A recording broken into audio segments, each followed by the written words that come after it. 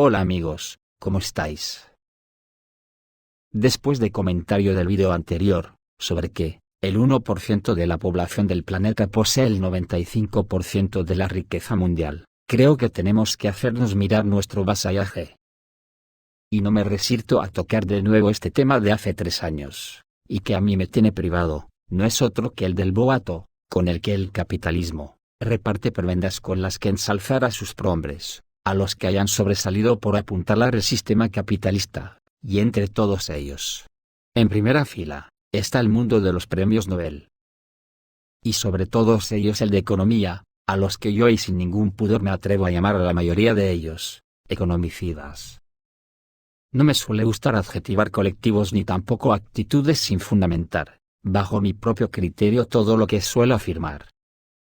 Pero al ver el boato con el que se escenifican estas pantomimas antisociales para mayor gloria de unos estómagos agradecidos, que entregan un premio Nobel de la Paz a un presidente de Estados Unidos como Barack Obama y reparten premios Nobel de Economía como si fuesen estampitas, a señores que bajo mi criterio son auténticas fábricas andantes de producir pobres.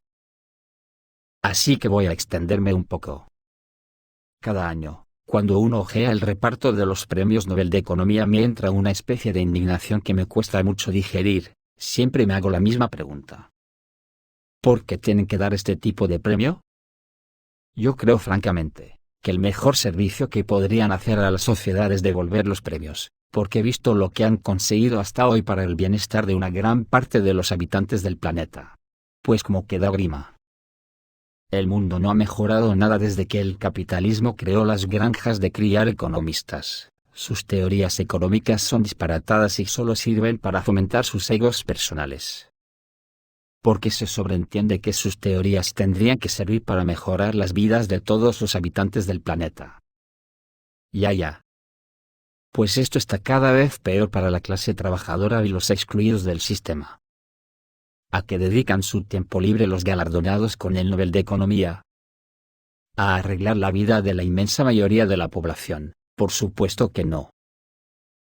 Hagamos una pequeña glosa sobre la historia de la economía, pero un poco peculiar.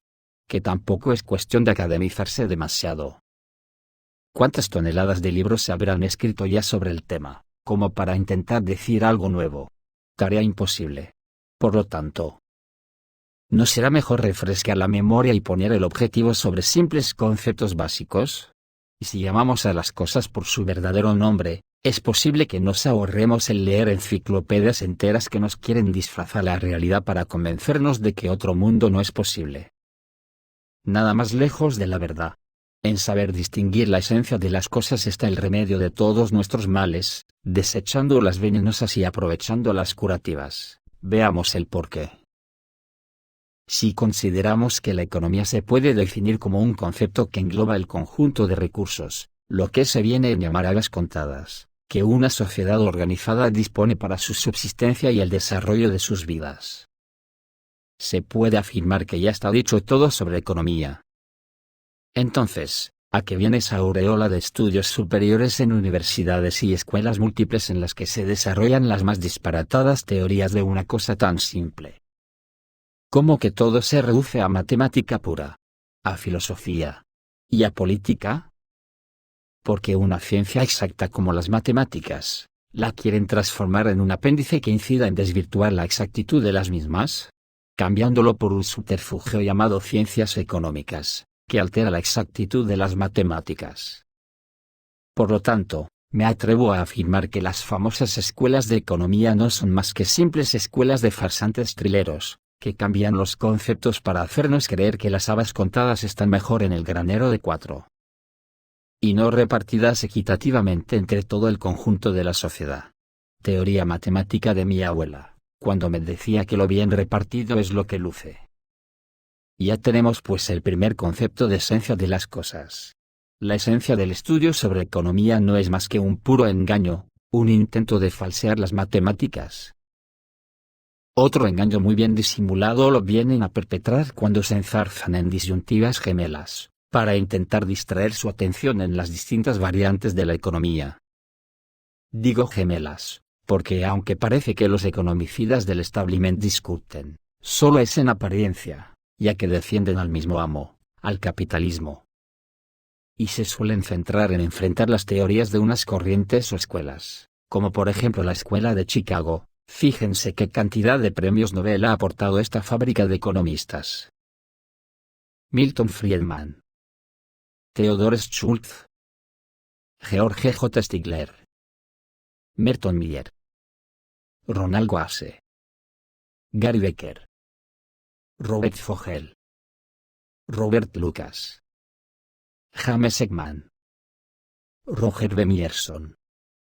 Como digo, se confrontan con las teorías keynesianas, que vienen a ser llevado al plano de la política, como los bipartitos de las democracias occidentales, que son las dos caras de una misma moneda. Cuando nos cansamos de un verdugo elegimos a otro más cruel para los próximos 4 años, y así hasta el infinito. Esto les sirve para que no se hable del falso nombre que aplican cuando hablan de economía en abstracto. Su verdadero nombre tendría que ser economía capitalista.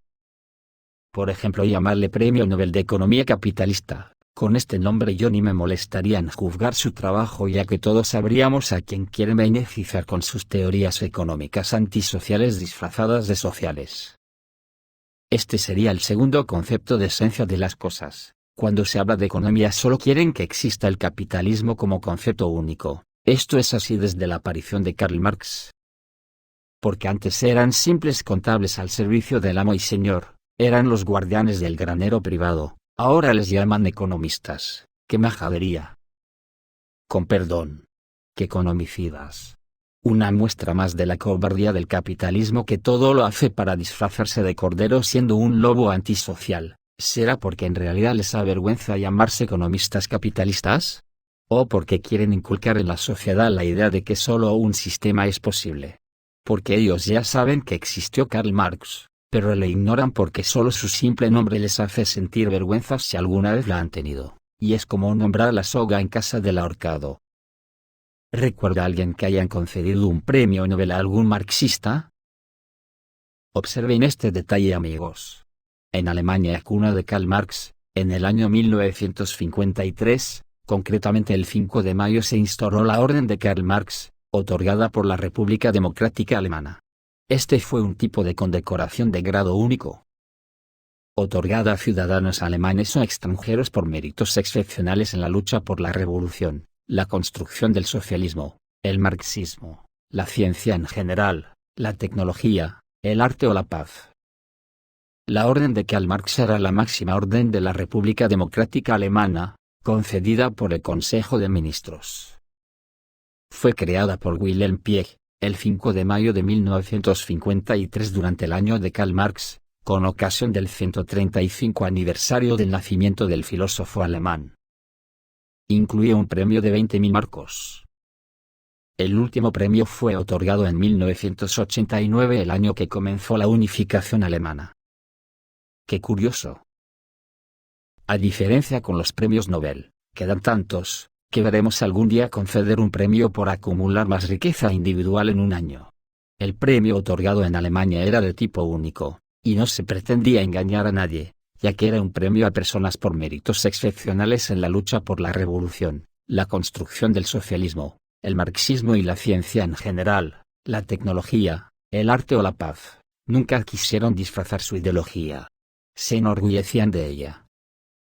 Sin embargo, los premios Nobel de Economía no tienen la dignidad de llamarse premios Nobel de Economía Capitalista, para que no se confunda al personal y sepamos a quién se los otorgan. Ya ven la diferencia, ¿no?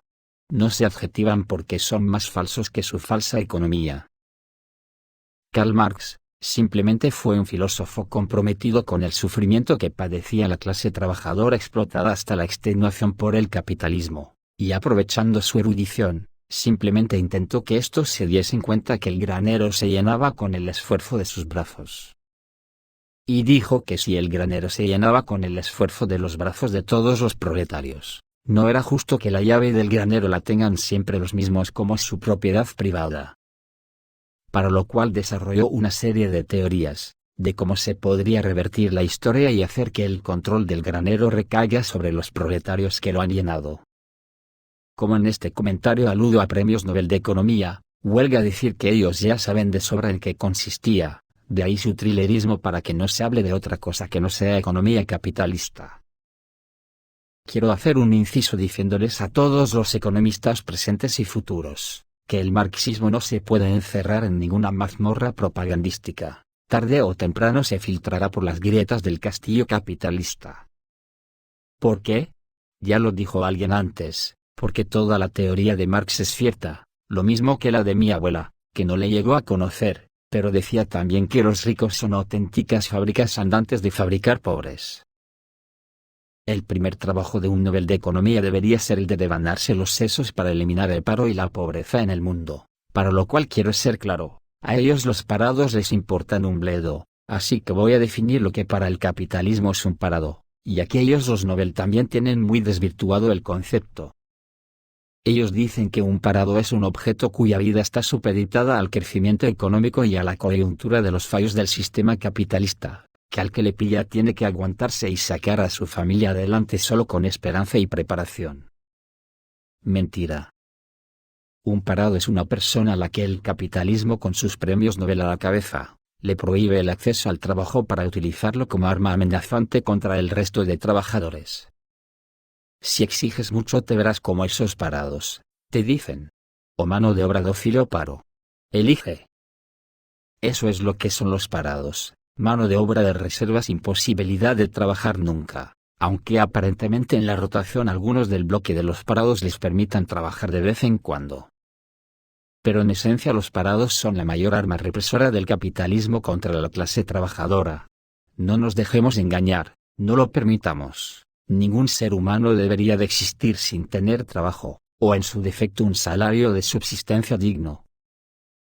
Aclarado esto, vamos con la matemática pura y dura, que tendrá que ser aplicada por políticos y filósofos que aunque no son economistas y aprendieron matemáticas a lo largo del proceso de su aprendizaje, estas dicen que 2 y 2 son 4, 4 y 2 son 6, 6 y 2 son 8, y 8 16.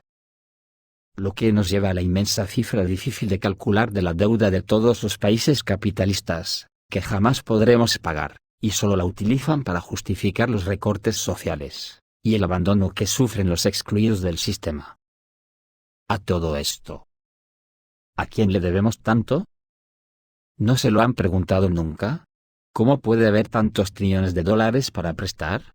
Menuda mentira en la que nos tienen sumidos, yo flipo en Technicolor.